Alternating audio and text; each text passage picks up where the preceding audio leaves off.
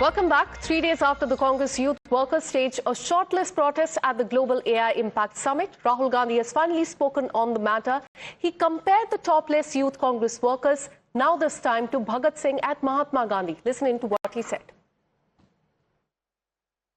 नरेंद्र मोदी जी, अहिंसा और लोकतांत्रिक विरोध देश की बुनियाद है।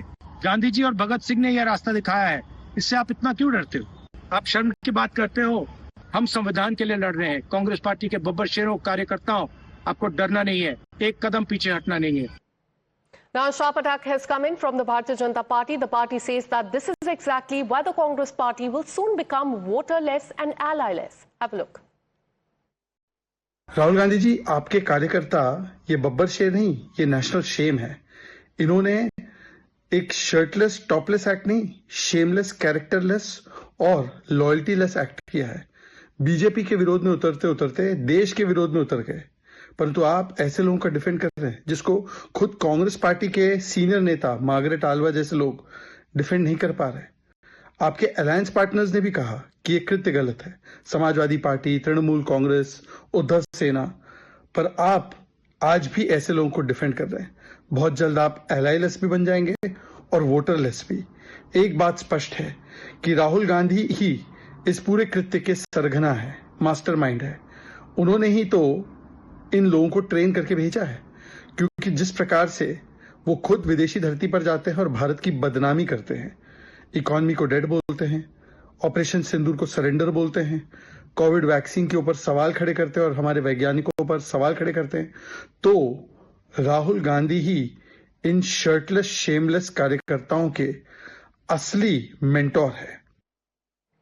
And even the India Bloc allies have not defended the party. Not just that, their own leaders have now spoken up. Veteran Congress leader and former Union Minister Margaret Alva, who has always been supporting the party, has said that there has to be dignity at the international events.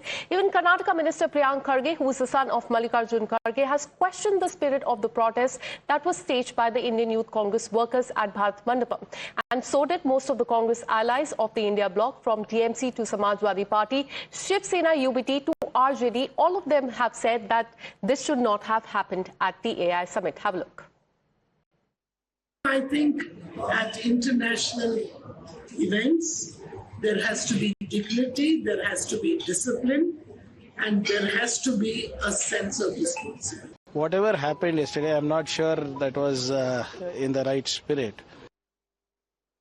और उसके बाद जो और हंगामा हुआ है, इसके पक्ष में मैं नहीं हूं। तो उस तरह का प्रदर्शन नहीं करना चाहिए था जिससे फॉरेन डेलीगेट्स और फॉरेन कंट्री के सामने हमारी आपके देश का अपमान होता।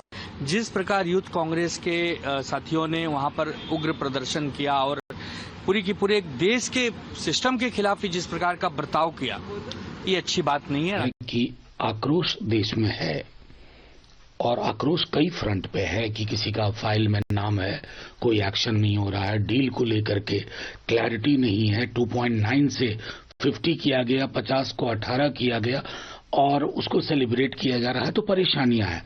लेकिन मैं समझता हूं कि एक समिट में इस तरह से प्रोटेस्ट की, मैं समझता हूं that was not a good choice. ये एक बेहतर विकल्प नहीं है, बावजूद इसके कि आक्रोश है, लोगों को क्लैरिटी नहीं है, लेकिन मैं समझता हूं दूसरा फोरम चुना जा सकता था। And this is exactly what the Prime Minister spoke about, blasting the Congress party for the naked, reckless politics. Prime Minister pointed out how even the alliance partners, that is India Bloc, did not back the Team Rahul irresponsible stance as far as the AI summit is concerned. साथियों, कांग्रेस ने भारत के एक वैश्विक आयोजन को अपनी गंदी और नंगी राजनीति का अखाड़ा बना दिया। उनके सारे साथी दल चौंक गए हैं, सबने किनारा कर लिया। हम जब इस प्रकार की हरकतों की आलोचना करें तो आप ये हेडलाइन मत बनाइए कि मोदी ने विपक्ष को धो डाला। आप कांग्रेस को बचाने की ये चालाकियां बंद कीजिए। And with this, a short break. More news and updates on the other side.